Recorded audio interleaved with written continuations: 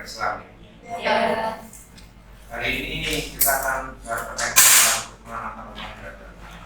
Ini kenapa saya perlu menyampaikan masalah hubungan antar umat beragama? Karena di Indonesia ini masyarakatnya masih banyak perbedaan dari beragam suku budaya, dari beragam latar belakang, dari beragam pandangan politik maupun keagamaan.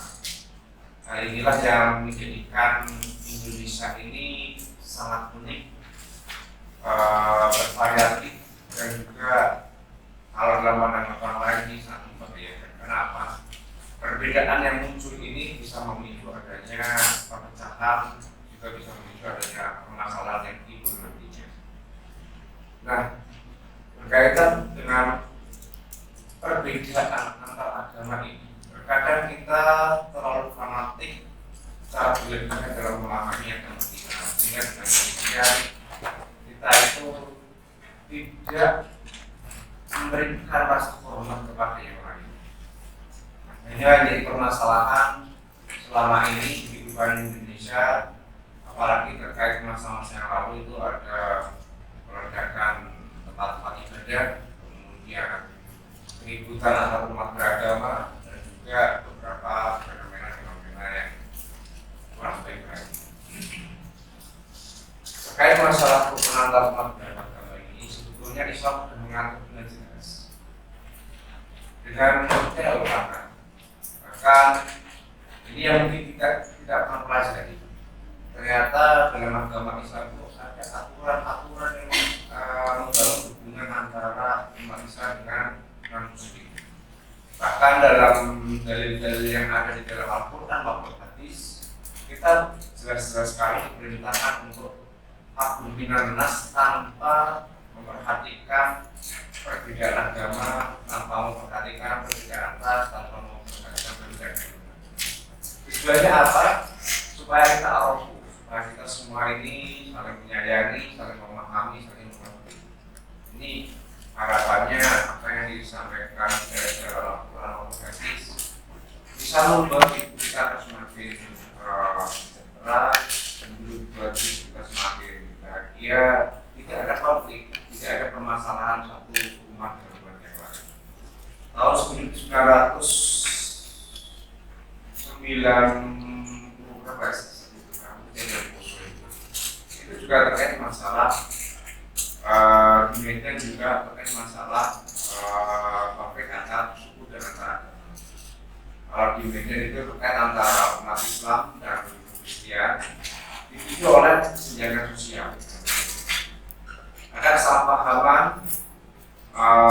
di tingkat masyarakat, bukan karena faktor agama, namun lambat laun masalah ini berkembang menjadi masalah agama. Ternyata Indonesia sangat reaktif sekali terkait masalah sensitivitas isu-isu agama. Oleh karena ini, maka pemerintah pun juga menganjurkan agar kita bisa membangun toleransi bersama antar umat beragama. Namun perlu kita ketahui, toleransi yang dibangun ini bukan berarti menggabungkan semua ajaran agama menjadi satu. Contoh, ini ada yang pernah kita lihat, ada umat Islam beribadah di tempat peribadahan agama lain. Ada yang sholawatan, ada yang qiraah, ada yang adzan di gereja. Pada saat umat Kristen sedang melaksanakan ibadah, dan ini kan sudah melanggar aturan-aturan agama dan sudah melanggar ketentraman dalam hidup. Mungkin disepakati oleh bersama, tapi itu tidak baik. Karena apa? Gereja sebagai tempat ibadah agama Nasrani itu dikhususkan untuk mereka, sedangkan masjid itu juga demikian. Nah, ini mungkin pandangan mereka terkait masalah toleransi beragama saya rasakan terlalu kebablasan. Saat yang lain sedang melakukan misa, kebaktian, kita di gereja melakukan qiraah, adzan atau sholawat. Ini baru kebaktian dan kesukaan mereka.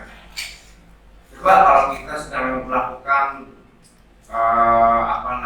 pengajian atau kemudian mengeluhkan, tapi di saat yang sama, di tempat yang sama ada orang lain yang beragama lain melakukan peribadatan.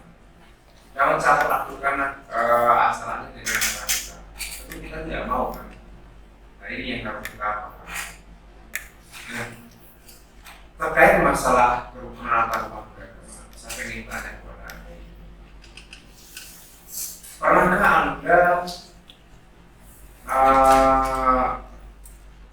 membantu moderator yang lain?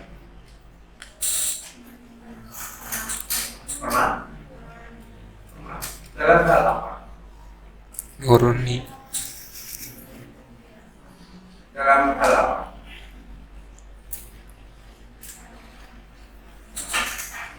Apakah dalam hal yang mungkin karena bantuan makanan atau dalam hal membangun rumah peribadatan mereka? Bisa. Atau dalam hal mungkin ketika mereka melakukan perayaan hari ibadah mereka, kita juga ikut merayakan itu. Tidak. Lalu gimana Anda memberikan contoh kepada orang muslim, teman-teman Anda mungkin atau tanda Anda, atau mungkin saya punya kasus begini. Ketika tetangga Anda yang non muslim ini meninggal, apa yang akan Anda lakukan? Apakah ada takziah? Ketika Anda takziah, Anda akan mendoakan mereka? Iya. Mendoakan dengan cara bagaimana? Apakah membacakan Fatihah? Apakah mungkin Anda akan ikut tahlilan? Apakah mungkin Anda akan melaksanakan sholat gaib? Sholat jenazah buat tetangga Anda tersebut? Tidak? Atau ya? Tidak. Kenapa? Kan katanya tadi takziah.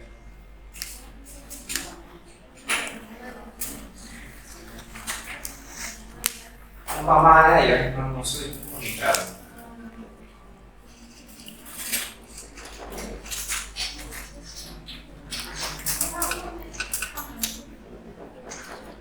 lalu apa yang Anda lakukan? Takziah kan? Tadi takziah ya. Kenapa nggak takziah? Kenapa? Karena tetangga. Ini enak kalau nggak takziah ya. Ini kirain apa namanya tidak peduli sama tetangga. Bagus sih alasannya. Kalau Anda yang di sini, apa yang Anda lakukan? Ikut hubungan gitu, makan-makan. Saya kan ketika meninggal kan akan makanan dari yang lainnya. Apakah itu hubungan seperti itu? Ya. Terus apa lagi? Pernahkah Anda ada tetangga yang meninggal yang muslim kemudian ikut mengantarkan ke tempat beribadah tadi? Belum pernah. Oh, pernah. Gimana? Kalau muslim kan meninggal itu kan, dia itu mendatang ke rumah, nggak ikut gimana. Oh, cuma datang terus duduk gitu.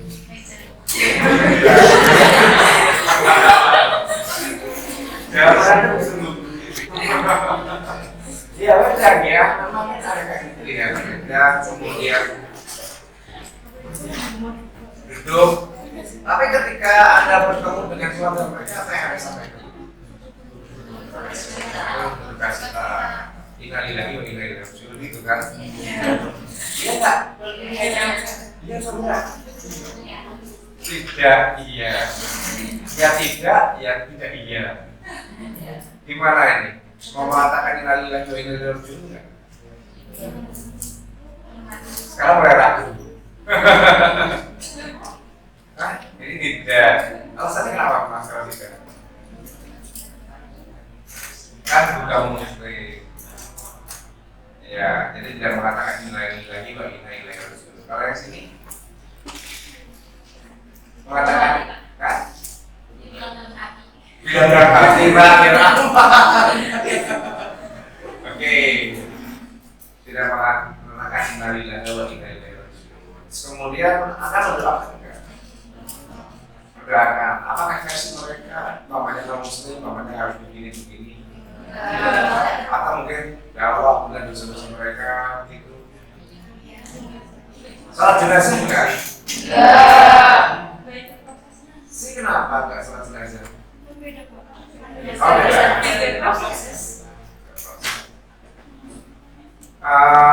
Oke, ikut mengantarkan ke makamnya enggak? Atau mungkin kalau orang Muslim kan kalau yang Buddha atau yang Kristen itu kan kalau yang Kristen gereja ya, kalau yang Buddha kan ke kuil ya, ke katedralnya. Ngantarkan ke sana nggak? Sih kenapa?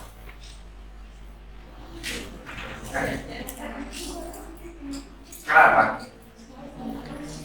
Oke, saya bakal ada lagu takziah ini memang penting. Meskipun sesama non Muslim, kepada non Muslim kita juga perlu takziah.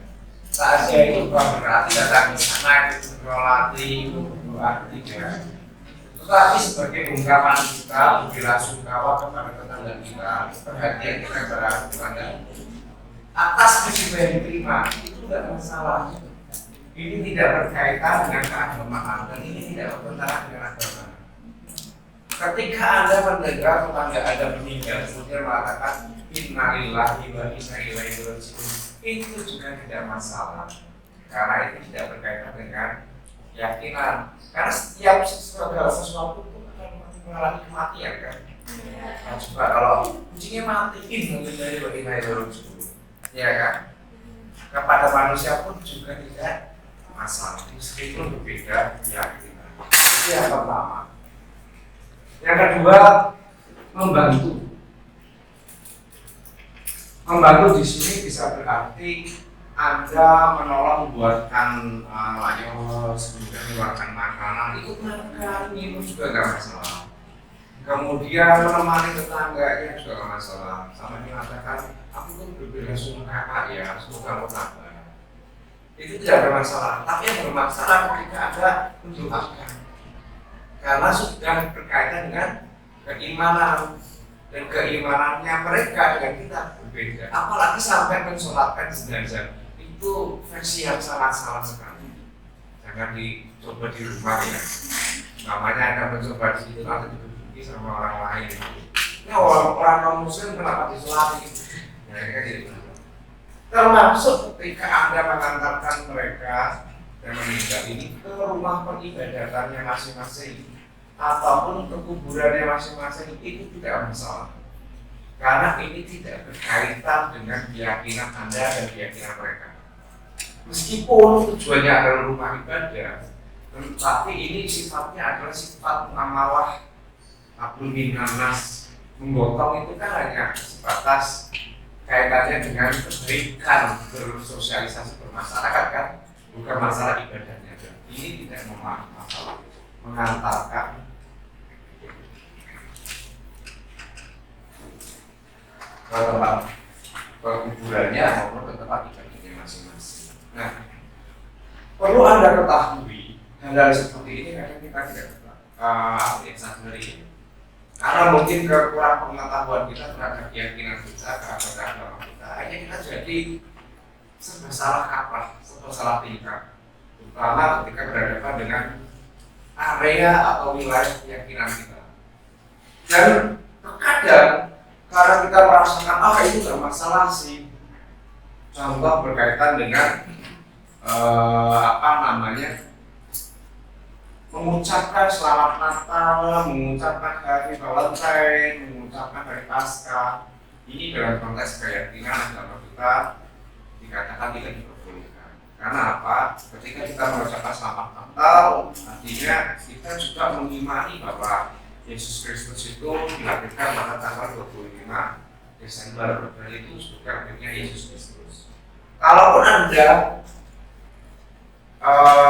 mungkin agak gak enak sama teman Anda, selama Anda bisa mengucapkan selamat bagian merayakan, itu aja udah cukup. Jadi tidak harus mengucapkan selamat Natal. Kalau selamat bagian merayakan itu kan mengucapkan selamat kepada yang merayakan saja. Tapi kita belum tentu mengimani bahwa Yesus Kristus itu dilahirkan pada tanggal 25 Desember. Ini gambarannya seperti itu. Mama Happy Valentine, selamat merayakan, sudah cukup itu aja. Tidak harus ikut merayakan. Tapi kadang umat Islam juga lucu. Ketika yang lain Valentine kasih coklat, kasih buket, kasih apa, balon yang warna-warni, kita ikut-ikut begitu.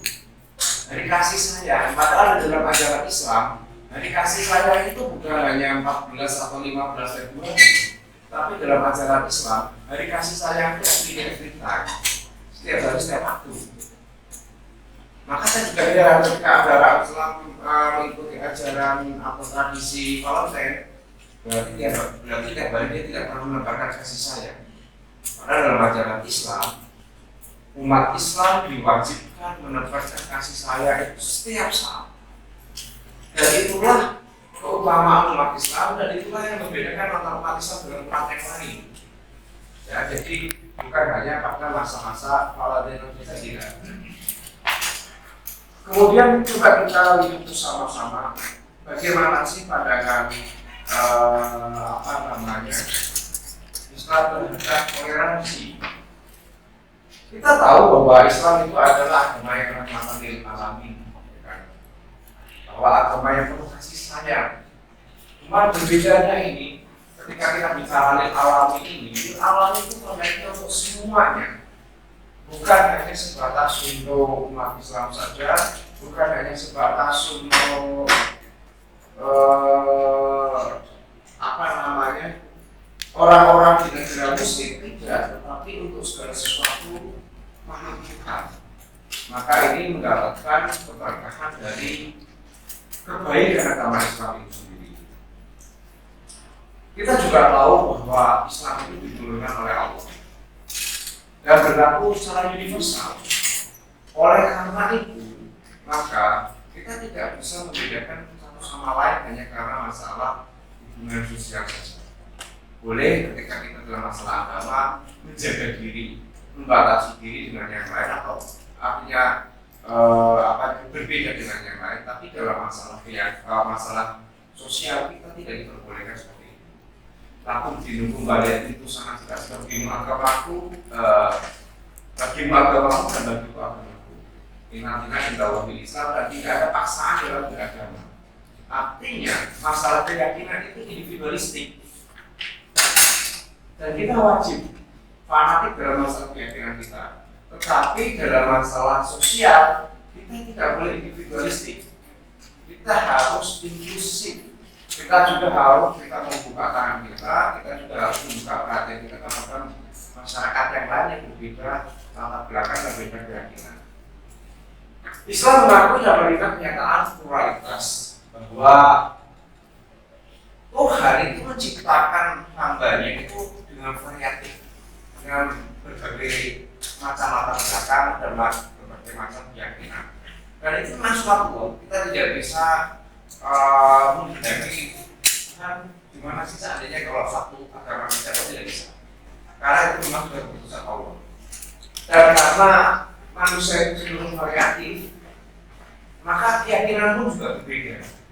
Allah memang telah memberikan kebebasan kepada manusia untuk menentukan dan memilih agama yang disukai. Ini sama persis seperti ada di dalam Al-Quran, la ikraha fid-din, lakum dinukum waliyadin. Jadi tidak ada paksaan.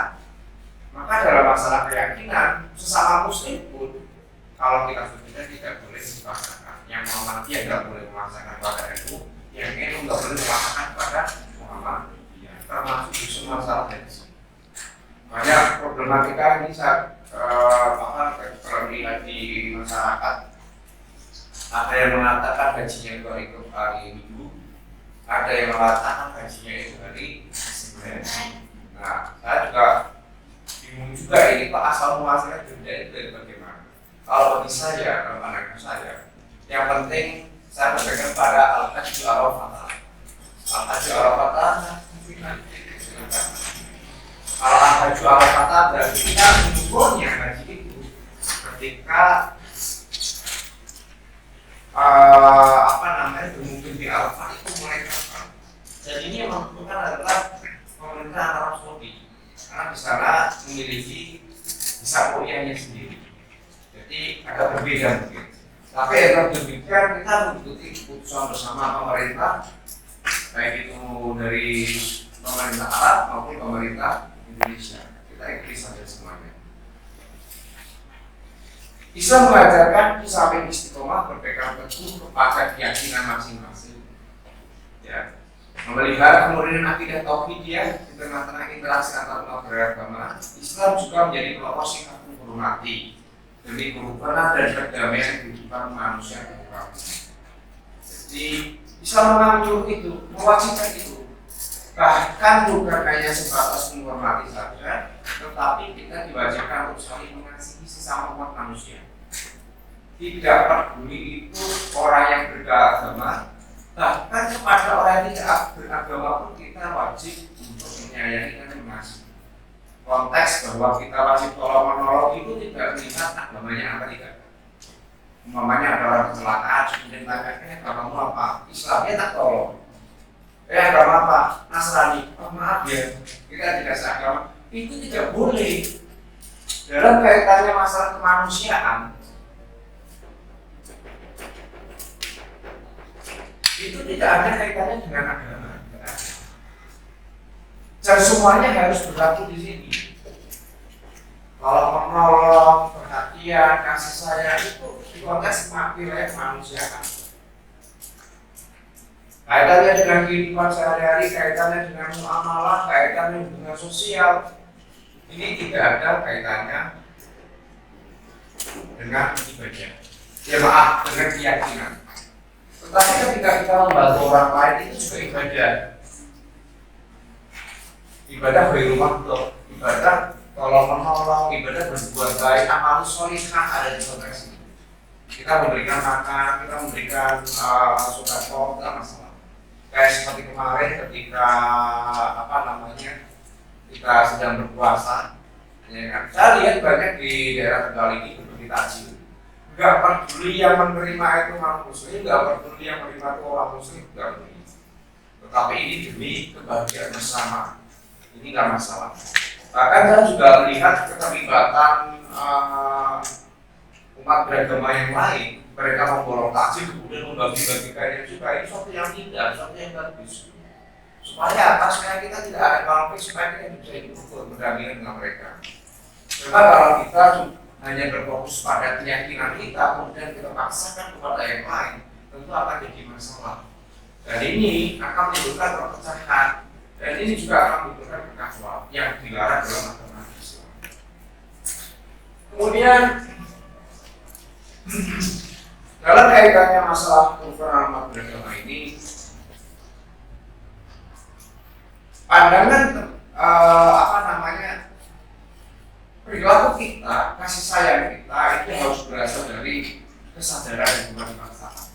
Jadi sikap, perilaku hormat, kasih sayang kita, perhatian kita kepada yang muslim itu karena memang benar-benar dari akal kita, bukan karena faktor nggak enak sama tetangga saya, nggak enak sama teman saya, apapun mungkin ada paksaan dari orang lain. Kamu kalau nggak seperti itu berarti kamu tidak toleran. Jadi tidak diperbolehkan. Artinya ketika kita melakukan memberikan bantuan pada yang lain itu kita dalam kondisi yang benar-benar ikhlas. Secara teoritis, perilaku menghormati memerlukan prasyarat yaitu kesadaran diri. Kesadaran seperti ini akan tercapai apabila bangsa yang pluralitas agama telah memiliki kecerdasan untuk memilih dan memilah yang baik dari yang tidak baik. Jadi kita harus memahaminya. Mana wilayah agama, mana wilayah sosial. Sebenarnya gampang sih kalau kita mau mempelajarinya. Kalau berkaitan wilayah agama itu ada unsur keimanan. Kalau berkaitan wilayah sosial itu kemanusiaan. Itu gampangnya seperti itu. Kalau dalam wilayah keagamaan, maka di sini ada peribadatan. atau ibadah. Kalau di sini itu kerjasama. Jelasnya seperti itu. Kemudian kalau di masalah agama itu ada simbol-simbol agama. Kalau di sini itu tidak ada sama sekali. Jadi Anda harus bisa melihat dan memilih mana yang bisa kita lakukan, mana yang tidak. Terutama ketika doa bersama ini sudah masuk ke wilayah keimanan ini. Doa bersama pun sampai sekarang masih dibatasi antara para ulama, apakah itu diperbolehkan atau tidak? Karena zaman dulu tidak pernah dilakukan. Tapi terkadang ada orang yang berkatakan bahwa ini demi kebaikan dan ini demi toleransi bersama, maka doa bersama pun boleh dilakukan. Nah, kalaupun doa bersama terpaksa dilakukan, namun tidak serta-merta menggunakan doa yang satu atau doa yang dicampur-campur. Ketika saya diminta berdoa, saya biasanya mengatakan bagi saudara-saudara kami yang non-muslim, silakan berdoa menyesuaikan keyakinan dan keagamaan masing-masing. Bagi yang muslim, silakan ikuti atau mengaminkan apa yang saya ucapkan. Artinya apa? Meskipun di satu tempat ketika saya melakukan berdoa bersama, tetapi doanya tidak campur. Yang muslim, yang muslimnya, yang non-muslimnya, yang non-muslim. Saya tidak mengarahkan mereka harus mengikuti doa saya, tidak. Karena itu sudah melanggar asasi manusia. Dalam berdoa dan beribadah kita tetap harus mengikuti hak manusianya. Kemudian peribadatan, segala sesuatu yang berkaitan dengan peribadatan, apabila itu dicampur baur, maka itu namanya sinkretisme. Ada misa, ada kebaktian, kemudian ada sholawatan, ada qiraat. Ini tidak diperbolehkan. Tetapi Anda diperbolehkan kerjasama bagaimana? Ketika umpamanya ada gempa bumi, ada tempat peribadatan non muslim yang hancur, Anda boleh menolong untuk membangun kembali tempat peribadatan tersebut. Anda boleh menolong untuk menata kembali tempat peribadatan tersebut. Karena itu tidak berkaitan masalah keimanan. Itu hanyalah masalah sosial. Kemudian terkait masalah simbol-simbol agama ini banyak yang nggak tahu. Biasanya ketika laki-laki itu biar kayak nampak keren. Ini biasanya karena apa namanya imitasi terhadap artis dan yang lain-lain. Itu ada yang pakai kalung, pakai salib, kemudian pakai anting, pakai salib, ada anting, ada salibnya. Kalau menurut saya, salib itu adalah simbol dari keyakinan agama yang lain. Ketika kita sebagai seorang muslim, kemudian kita menggunakan simbol itu dalam kehidupan sehari-hari, itu tanpa sadar kita sudah mencampur-adukan keyakinan kita dengan keyakinan yang lain. Itu dihalalkan. Apalagi saya pernah lihat juga kayaknya biar apa namanya biar keren katanya. Itu menggunakan tato simbol agama Hindu yang sebenarnya seperti akad tidak begitu. Saya lupa bentuknya kayak apa, tapi ada seperti itu. Tato. Kenapa? Artinya apa? Nggak tahu. Tapi biar keren. Dan ini kan jadi masalah. Terus kemudian juga banyak orang yang mengatakan ini salam tapi salamnya digabung-gabung semua. Ya kan? Assalamualaikum, Wassalamualaikum, Swastiastu, Namo Buddhaya, kan yang lain-lain kan. Salam apa namanya kebajikan, salam sejahtera. Kalau kita menggunakan semua ini dan salam ini tujuannya konteksnya berbeda-beda, maka tidak diperbolehkan. Saya pernah menggunakan Assalamualaikum warahmatullahi wabarakatuh. Semoga kita semua dilimpahkan berkah dan kesejahteraan oleh Tuhan. Itu variasi kawan dan itu diperbolehkan karena apa? Itu salam ada kesejahteraan apa seperti salamnya menurut agama lain, tapi itu saya maksudnya masih Islam. Keberkahan dan kesejahteraan dalam Islam kan ada. Assalamualaikum warahmatullahi wabarakatuh kan sama artinya kan. Jadi nggak masalah. Supaya kita menghindari problematika terkait masalah keimanan dan masalah sosial, maka kita harus tahu batasan-batasannya sampai di mana. Secara etimologi, toleransi dari bahasa Inggris berarti toleration, Arabnya at-tasamu yang berarti sikap tenggang rasa atau postur dan membiarkan. memberi kesempatan yang lain untuk melakukan kegiatannya sesuai dengan haknya tanpa boleh melanggar hak orang lain. Ini yang kadang orang tidak tahu. Toleransi itu sering disalahgunakan. Orang mengatakan saya toleran atau artinya apa? Harus mengikuti pendapat aku, harus mengikuti pendapat saya, harus mengikuti apa yang saya lakukan. Tapi ketika kita harus mengikuti pendapat orang lain, meyakini melakukan kegiatan orang lain, ini tentu saja ini mengganggu hak asasi kita. Ini tidak diperbolehkan. Kenapa? Setiap orang tidak boleh melanggar haknya orang lain, termasuk dalam wilayah keyakinan maupun keagamaan. Secara terminologis adalah sikap membiarkan orang lain melakukan sesuatu yang sesuai dengan kepentingannya. Tapi ini harus ada batasan-batasan jelas, jangan sampai orang-orang mengatakan toleransi dong, tapi justru merusak hubungan sosial dengan masyarakat lain dan juga melanggar wilayah hak asasi orang lain. Contoh halnya begini.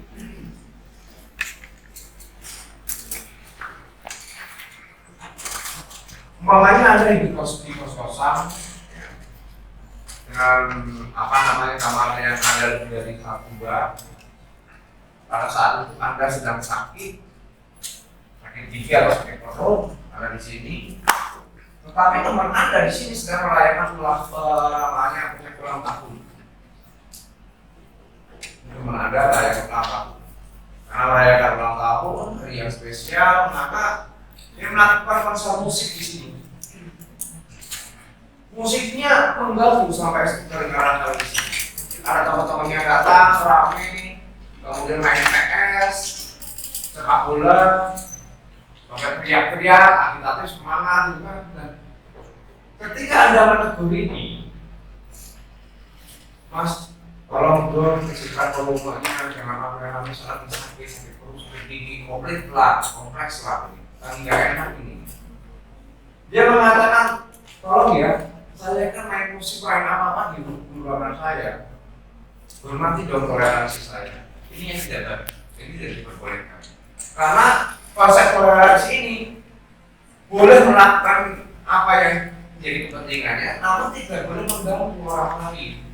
Termasuk suara itu mengganggu orang lain kalau melebihi kapasitas desimalnya. Apalagi Anda sedang sakit, maka ini tidak diperbolehkan. Itu kan konsep toleransi yang benar.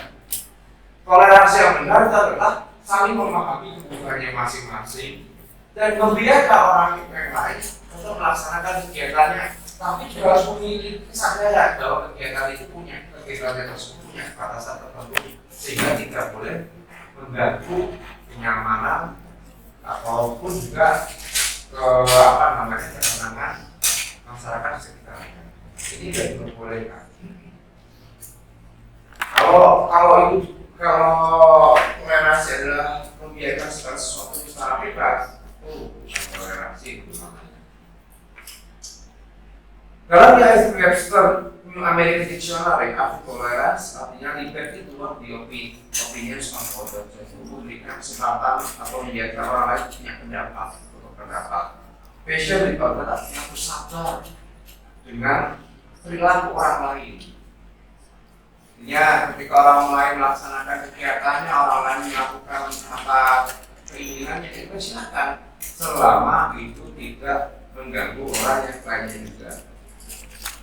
Toleransi mengarah pada sikap terbuka dan mau mengakui adanya berbagai macam perbedaan, baik dari suku bangsa, warna kulit, bahasa, adat istiadat, budaya, bahasa, serta agama.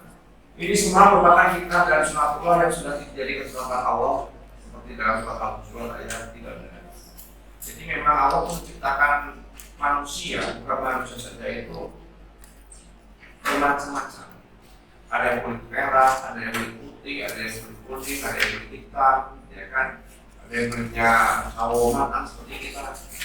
Ini tujuannya apa? Untuk kita Allah dulu saling memahami. Setelah kita Allah, setelah memahami, akan saling mengasihi. Setelah saling mengasihi, maka apa yang terjadi? Harus saling tolong-menolong dan saling membantu. Inilah tujuan Allah menciptakan perbedaan ini. Kalau manusia semuanya sama, maka akan terjadi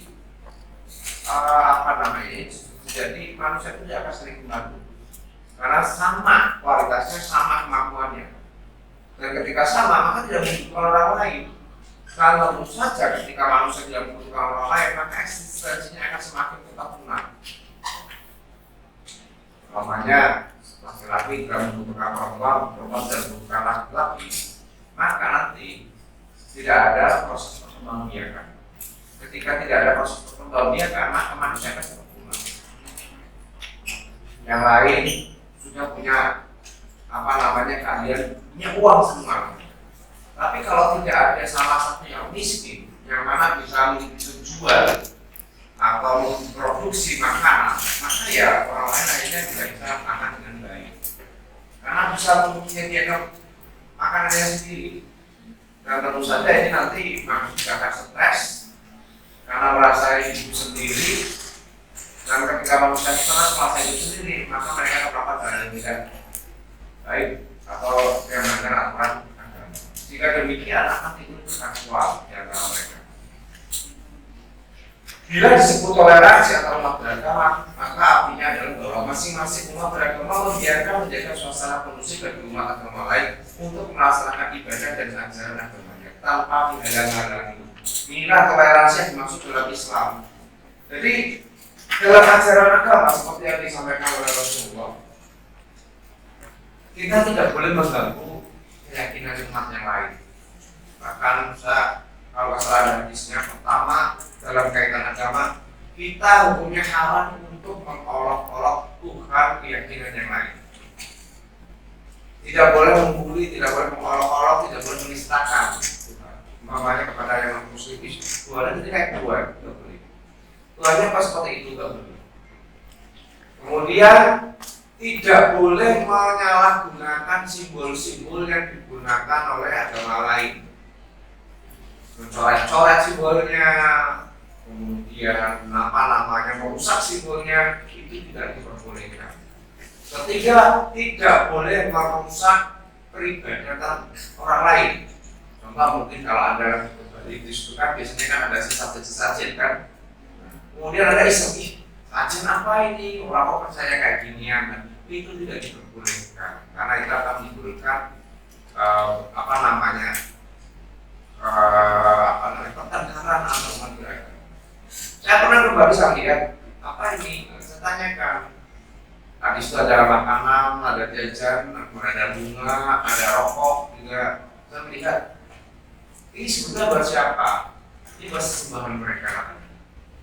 Tapi sesembahan, saya tidak menanyakan lebih detail. Meskipun dalam hati, masa iya sembah butuh rokok juga, ada kopi, gitu kan. Tapi saya melihatnya hal ini itu secara sosiologis. Ternyata ketika ada orang lain yang lewat, orang gila yang lewat ngambil, itu tidak dipermasalahkan. Tapi ketika orang muslim, orang muslim lain selain itu, atau orang muslim itu kemudian menendang sesajen ini, maka akan jadi problematika, jadi keributan sosial. Jadi yang tidak diperbolehkan. Jadi terkait masalah ajaran agama, peribadatan dan simbol-simbol itu sudah diterangkan di dalam hadis. Kita tidak boleh melanggar itu semua. Bahkan ketika orang lain melakukan ibadah, kita wajib memfasilitasinya, bukan masalah tentang ibadahnya ya, tetapi ketenangan dan keamanan serta kenyamanan mereka dalam beribadah. Janganlah ketika mereka melakukan ibadah, kemudian kita tolak baju di samping mereka sampai mengganggu perusahaan mereka, itu tidak diperbolehkan. Janganlah ketika mereka melakukan ibadah, kemudian kita menghalang-halangi, umpamanya ada acara protekong kayak kemarin, ya kan? Terus kita menghalang-halangi, tetap tidak diperbolehkan. Karena itu berkaitan dengan keyakinan agama mereka. Islam memiliki prinsip dan ketentuan yang harus diberikan untuk muslimin dalam bertoleransi. Jadi ada batasan-batasan. Namun cuma lihat ini seperti apa. Pertama, toleransi Islam terbatas dan berfokus pada masalah hubungan sosial kemasyarakatan, bukan masalah keagamaan. Yang dibangun atas dasar kasih sayang. Kalau ini keimanan, ini kemanusiaan atau kasih sayang ya.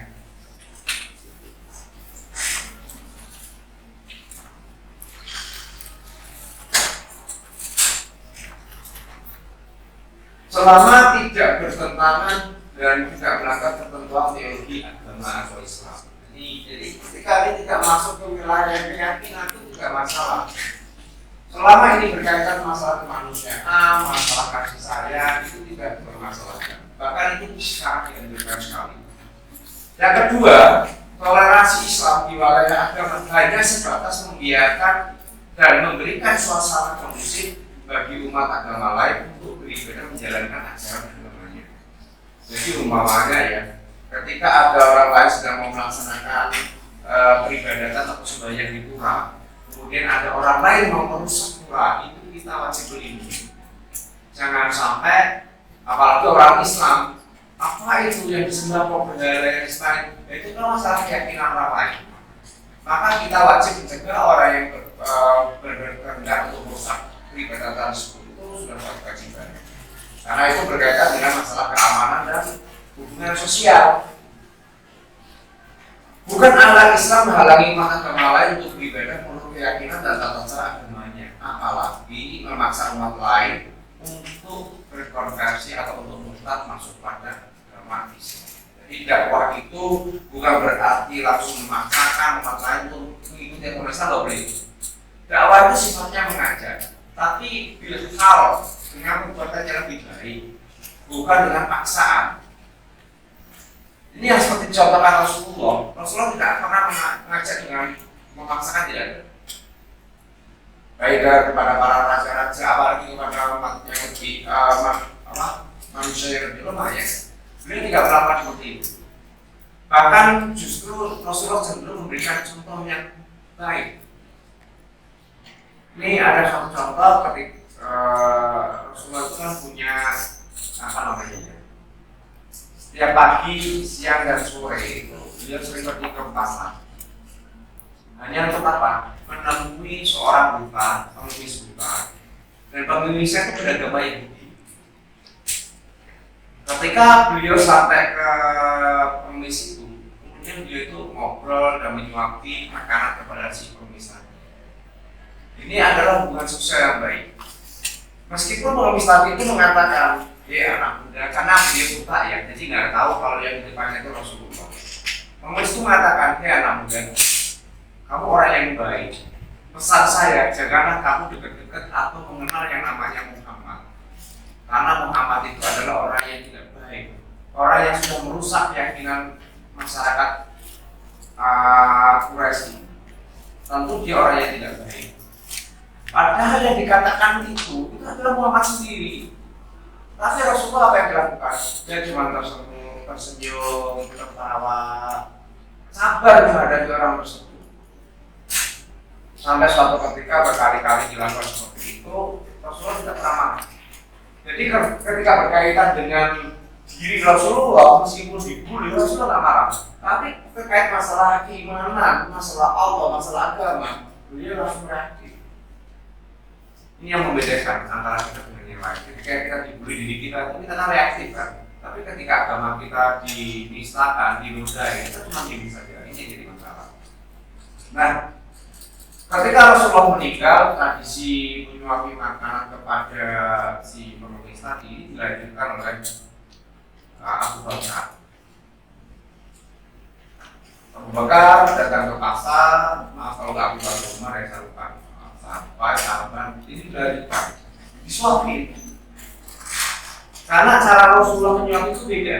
Jadi pengemis ini sudah tua renta, tidak punya gigi, maka cara menyuapinya makanan itu dipunya dulu sama Rasulullah, kemudian diberikan kepada si pengemis tadi. Tapi ini tidak bisa Anda lakukan. Anda beda dengan Rasulullah. Karena makanan yang dipunya Rasulullah itu baunya harum. Saya nggak tahu dalam makanan yang Anda punya nanti baunya bagaimana. Menurut saya kalau Anda berikan kepada yang lain, mungkin orang akan menolak bermarah-marah ya. Ini apa ini? Ketika dilakukan oleh sahabat, maka pengemis ini sadar, kamu siapa? Aku orang yang biasa berimu makanan. Enggak, kamu beda. Itu cuma dari makanan saja loh ya. Itu sudah dari makanan perbedaan. Mana orang yang kemarin memberi makanan pada aku? Mana orang yang kemarin suka datang ke sini kalau pagi, siang, dan sore memberi makanan pada aku? Pasti ditanya seperti itu. Kemudian salah mengatakan dia sudah meninggal. Kemudian pengemis tadi tanya, beliau sudah meninggal, dia sedih. Tapi ada pertanyaan berikutnya, apakah ketika dia meninggal, dia mengikuti ajaran Muhammad? Ini pertanyaan terakhir yang kemudian membuat pengemis ini berubah pemikirannya. Ketika dijawab sahabat, tahukah kamu siapa yang memberi makan kamu selama ini? Tidak, karena aku buta. Dialah Muhammad. Akhirnya si pengemis tadi menyadari, oh ternyata orang yang selama ini dia bully, semua yang selama ini orang dia lecehkan, itu adalah orang itu sendiri, orang yang begitu baik. Akhirnya mendengar informasi ini, pengemis Yahudi tersebut kemudian bersyahadat memulai agama Islam. Inilah tingkah laku Rasulullah yang baik, memberikan contoh yang baik dalam mengajar dakwah. Bukan harus menggunakan kata-kata yang kasar, tidak. Bukan harus memaksakan melarang suatu beragama pada agama kita, tidak seperti itu. Tapi dibutuhkan kesadaran bagi orang dalam berdakwah supaya orang yang mendengar dakwahnya itu terbuka pemikiran dan mengikuti apa yang disampaikan. Ketiga, dalam bertoleransi kesenangan akidah syariah wajib dipelihara. Maka Islam sangat melarang toleransi yang kebablasan, yakni perilaku toleransi yang bersifat kompromistis dan bernuansa sinkretis. Islam melarang keras perilaku toleransi yang mengarah pada sinkretisme. Toleransi harus dilaksanakan, tapi kemudian akidah tauhidiyah dan syariah Islami yang wajib dipertahankan. Ini yang paling penting. Sinkretis itu seperti apa sih, Pak? Mungkin Anda agak-agak beda ya, Anda. Ini pernah ada, jadi doa bersama, ibadah bersama yang dilakukan seluruh umat, beberapa umat agama yang berbeda di dalam satu tempat. Pertama, untuk saat pertama, oke, Islam dulu. Yang kedua, nanti agama yang lain mengikuti apa yang dilakukan oleh umat Islam. Yang kedua, umat Nasrani. Nanti umat Islam dan agama lain mengikuti umat Nasrani. Yang ketiga, nanti agama yang lain. Itu akhirnya mengikuti semua. Dan ini yang tidak diperbolehkan. Termasuk ketika Anda merayakan Natal bersama, itu juga tidak diperbolehkan. Termasuk ketika orang non-Muslim mengikuti Idul Fitri, sholat Idul Fitri atau sholat Jumat bersama atau Maulid bersama, itu juga tidak diperbolehkan. Karena apa? Itu kaitannya masalah keyakinan. Tidak ada ajaran agama itu yang boleh dicampur lakukan. Karena dalam masalah keyakinan agama itu masing-masing paling benar. Hanya untuk dirinya sendiri. Hanya masalah keyakinan pada diri sendiri.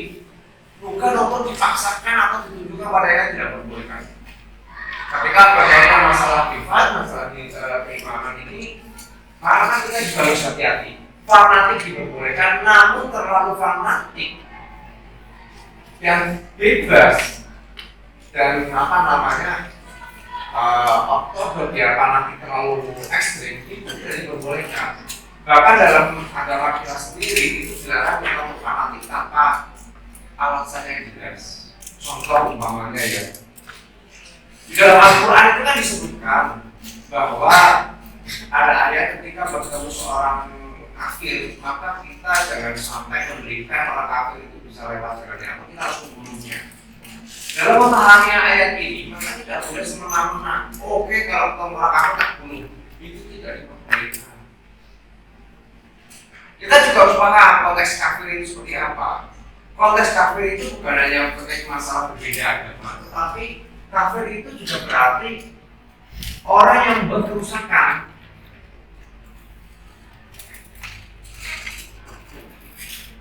Bahkan ketika kita mengikuti kita dalam agama Islam, tapi kita membuat kerusakan, maka kita juga melakukan perbuatan kafir. Jangan membuat kerusakan. Ketika kita sombong, takabur, maka kita juga sudah melakukan perbuatan kufur. Dan itu adalah perbuatan kafir, orang-orang kafir. Atau takbara wa kana minal kafirin, itu adalah konsep kafir, menolak perintah Allah, kemudian takabur, arogan, itu adalah perbuatan orang-orang kafir. Meskipun tidak kita melakukan di teks. Jadi harus kita pahami bahwa konteks kafir itu bukan hanya beda agama, tetapi masalah sudah perbuatan. Dan ketika umpamanya orang agama lain,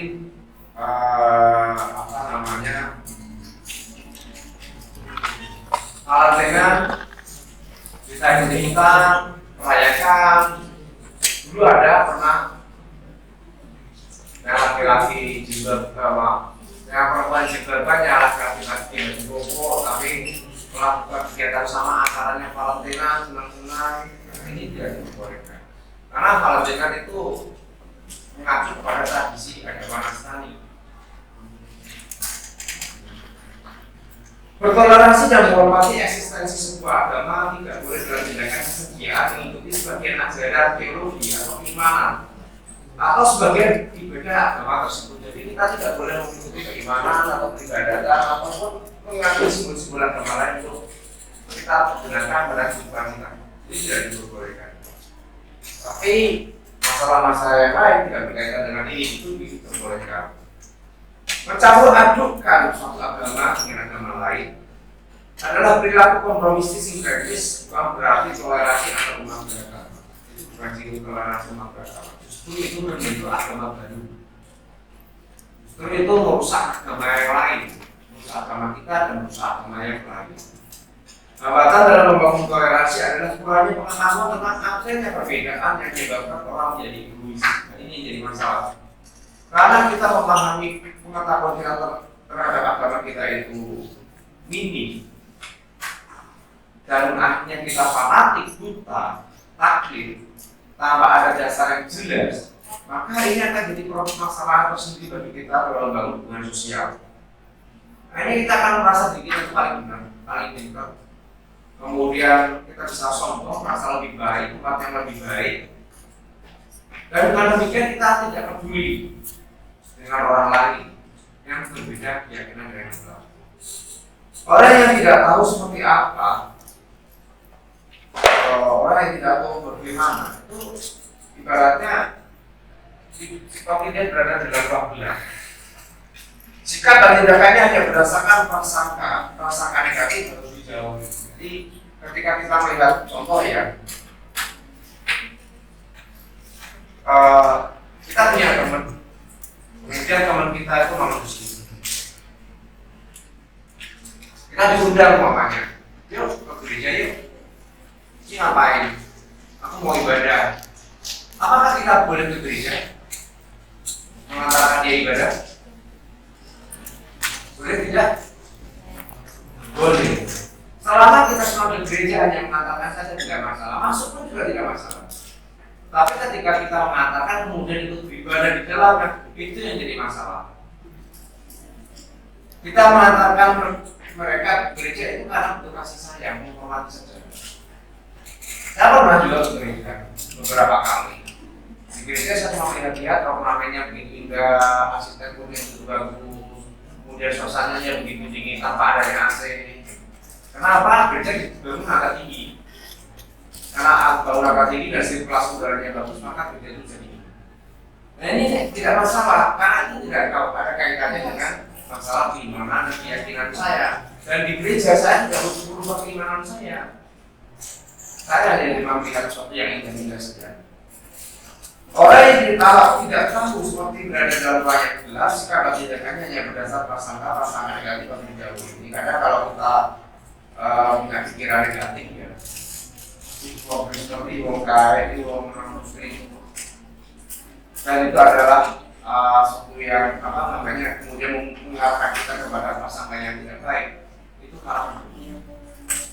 Ketika umpamanya ini jadi sering walu juga, namanya tetangga kan juga kadang ngirim makanan ya, ngirimnya ayam. Kalau Anda dikirim makanan ayam dari orang Muslim, dimakan nggak? Dimakan. Nah mereka bukan Islam. Kalau dalam Islam kan ayam ayahnya itu harus disembelih dengan nama Allah kan? Ya. Kalau mereka bagaimana? Barangkali mereka beli Pak di pasar, itu jawaban yang benar. Jadi ketika kita dapat makanan yang lain, boleh kita agak sedikit waspada. Kalau itu ayam jelas ayam, ya boleh kita makan. Ya kalau Anda ragu, lihat aja dong. Tetangga kita itu bisa nyebeli enggak? Kalau nggak bisa nyebeli, berarti kita harus usulkan bahwa ayam itu dibeli dari pasar. Di pasar itu yang jual adalah umat Islam, yang nyebeli adalah orang Muslim. Jadi kita usulkannya seperti itu. Biar lebih mantap, kita Bismillahirrahmanirrahim. Kecuali kalau Anda dibeli daging, Anda boleh nanya, ini daging apa ya? Kalau ada ragu, kalau ternyata oh ini daging sapi, ya dimakan. Tapi kenapa kok maaf ya, kan kalau mau menanyakan dagingnya apa, kita harus menggunakan kata yang baik. Maaf ya, boleh kami tahu, kita tanpa menyinggung perasaan bapak ibu, tanpa mengurangi terima kasih kepada bapak ibu yang telah memberi makanan. Boleh bisa tanya, ini dagingnya daging apa ya? Siapa tahu ada pantangan buat saya. Oh ini daging sapi, oh ini daging apa namanya, daging domba atau kambing. Oh alhamdulillah kalau begitu tidak ada masalah dengan kolesterol. Padahal tanyanya kan tanya daging babi atau daging sapi atau daging kambing kan, tapi dengan dijawab oh alhamdulillah tidak ada masalah dengan kolesterol, artinya apa? Kita dapat jawaban, tapi kita juga memberikan jawaban yang lain supaya asumsi mereka tidak merasa didiskreditkan, tidak merasa dikucilkan atau disudoni oleh kita semua. Toleransi bukan untuk mengesampingkan hak dan kewajiban. Saling menghormati merupakan kewajiban dan mendapat penghormatan merupakan hak. Jadi ketika bertoleransi itu bukan kita mengorbankan hak kita, tidak. Tapi ketika kita memberikan hak kita, maka menjadi kewajibannya orang lain untuk menghormati hak kita. Itu namanya toleransi. Oke, kamu silakan melaksanakan ritual keagamaan, saya jaga, saya bantu, saya keamanannya. Oleh karena itu, tolong dong hormati kami juga. Ketika kamu melaksanakan ibadah, jangan sampai terganggu oleh hal-hal yang Anda lakukan. Ini konteksnya seperti itu. Jadi ada hubungan timbal balik, bukan hanya memberikan manfaat kepada yang lain tanpa memperdulikan hak. Hak dan kewajiban harus berjalan seimbang pada semua orang. Tuhan telah menciptakan kita dalam kondisi yang berbeda-beda. Semua orang di hadapan Tuhan sama meskipun berbeda suku, ras, agama, kaya, miskin. Namun yang membedakan di antara kita adalah ketakwaannya kan. Tidak peduli Anda itu pejabat, tidak peduli Anda itu orang pintar, tidak peduli Anda itu orang biasa. Selama dalam konteks masalah sosial, masalah duniawi, maka itu dalam pandangan Allah bersama. Tetapi Allah melihat perbedaan kita itu dilihat dari keterkaitan keimanan kita dan ketakwaan kita.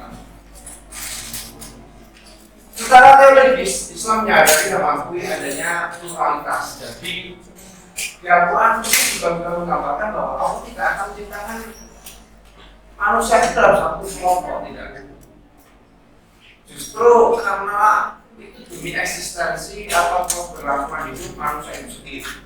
Kalau manusia diciptakan dalam satu kelompok atau satu jenis, laki-laki semua, maka tidak butuh waktu lama laki-laki manusia laki-laki itu akan rusak. Kenapa? Tidak bisa lagi berarti kembang biak. Begitu juga sebaliknya. Kalau Tuhan menciptakan semuanya wanita sama, tidak akan bisa generatif. Dan wanita juga akan memiliki kelemahan, maka manusia yang semuanya wanita ini akan rusak. Maka oleh karena itu Allah membedakan manusia agar bisa saling memberikan manfaat satu sama yang lainnya. Setiap orang secara alamiah memiliki kecenderungan berbeda, termasuk dalam menentukan pilihan agama yang dijadikan panutan. Ada dalil-dalilnya dalam satu Yunus, Kahfi, Al-Baqarah, dan yang lain-lain. Prinsip kebebasan tanpa paksaan ini hanya berkaitan dengan kebebasan memilih agama Islam atau lainnya. Jadi, baik rohafid itu. konsepnya Anda diberi kebebasan hak untuk memilih agama, malah banyak melakukan keyakinan. Tetapi kalau Anda sudah memilih satu itu, terutama memilih Islam, ya sudah, jangan sampai keluar lagi. Jangan sampai saat ini saya memilih Islam karena saya lahir di agama Islam, tapi besok saya menikah karena pasangan saya non-muslim, saya berbeda agama ke mereka. Tapi ketika cerai, kemudian saya tidak Islam lagi. Kemudian saya nikah dengan bule, namanya bulenya non-muslim, saya pindah agama lagi. Itu tidak diperbolehkan dalam ajaran Islam. Itu sama saja mempermainkan keyakinan kita masing-masing. Ya, jadi kalau sudah yakin, ikutilah keyakinan tersebut, jangan sampai pindah ke yang lain-lain. Tetapi kalau seorang sudah menentukan diri kepada Islam misalnya, maka tidak ada kebebasan memilih lagi. Jadi kalau kita sudah yakin dengan agama kita, ya jangan sampai kita murtad, jangan sampai memilih agama yang lain lagi. Dia harus patuh dan taat menjalankan ajaran Islam secara total, Islam kafah. Tidak ada lagi kebebasan memilih melaksanakan sebagian ajaran dan menolak sebagian ajaran yang lain. Tapi yang terakhir ini agak susah ya. Ketika Allah memerintahkan kita berbuat baik, kita masih teman. Ketika Allah menyuruh kita untuk bersedekah, kita pun juga masih negosiasi. Ya kan, dengan sedangkan ketika kita harus beribadah pun kita juga masih rasa-rasa. Jadi apa ya? Agak sulit itu yang hal terakhir ini. Padahal kita harus melaksanakan agama Islam ini dengan sebaik-baiknya. Adalah keliru kalau orang Islam misalnya yang berkata bahwa dia bebas mau taat atau tidak karena tidak ada paksaan dalam agama Islam. Ini salah. Ketika kita sudah masuk kita Islam, maka kita harus taat. Jangan sampai kita tidak taat. Islam dia, sholat orang. Nah ini tidak boleh seperti itu. Karena bentuk keislaman kita bisa diwujudkan melalui sholat. Kalau kita mengaku di kita Islam tetapi tidak melakukan sholat, ini sama saja seperti munafikun atau orang fasik, orang yang rusak keyakinan atau keagamaan. Ayat 256 Al-Baqarah ini sekali lagi adalah dalam konteks seseorang bebas menentukan lain tadi ya. Dalam memilih agama yang dijadikan sebagai panutan, bukan bebas memilih antara mau melaksanakan atau tidak sebagian ajaran agama yang terjadi. Jadi kewajiban kalau kita sudah beriman, maka tunjukkanlah keimanan kita. Bukan hanya dalam bentuk lisan, tetapi dalam bentuk peribadatan. Itu yang paling penting. Nah, peribadatan itu representatif dari keyakinan yang kita miliki, dan itu sebagai bentuk kepatuhan kita kepada apa yang kita yakini. Ini terkait materi Islam dan toleransi. Pandangan Islam dan toleransi. Sampai di sini ada yang mau ditanyakan? Ada yang mau ditanyakan? Ya mungkin ada sudah banyak yang paham ya terkait masalah toleransi. Namun apabila nanti kedepannya ada yang mau ditanyakan, silakan bisa Anda hubungi saya langsung lewat WA atau mungkin ketika ketemu dengan saya langsung di dalam kesempatan yang berbeda bisa langsung ditanyakan. Itu saja untuk pertemuan hari ini. Untuk presentasi nanti kita akan ambil satu-satu. Wabillahi taufiq wal hidayah. Wassalamualaikum warahmatullahi wabarakatuh. Waalaikumsalam.